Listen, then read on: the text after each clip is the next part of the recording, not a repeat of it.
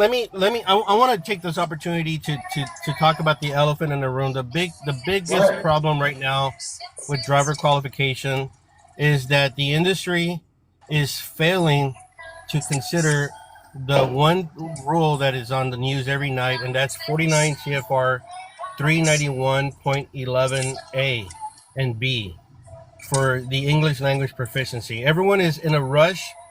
I know that you may be able to talk to a driver, and the driver seems to understand English really well. I get that, but we can no longer assume that the driver is going to be able to communicate with some country boy officer from the state of Arkansas.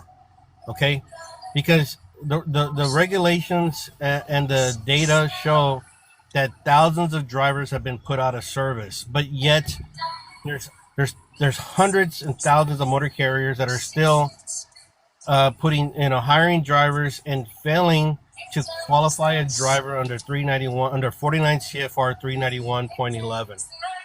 They're looking at it. They're doing the driver qualification file. They're running the MVR. They're doing the background check. They're getting the medical examiner certificate. They're doing all that nice stuff, but they're failing to go under 391.11 because no one has ever really looked at that rule. That rule has been around for over 25 years.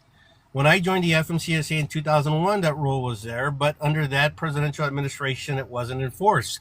There was a policy that sort of exempted motor carriers from that rule, but then under the current administration, that rule is back in place. So it's very important that driver qualification files be done by someone that understands the rules. And if you're hiring someone for $6 or $7 an hour to put together a DQ file together, you're going to accept lots of liability for your company.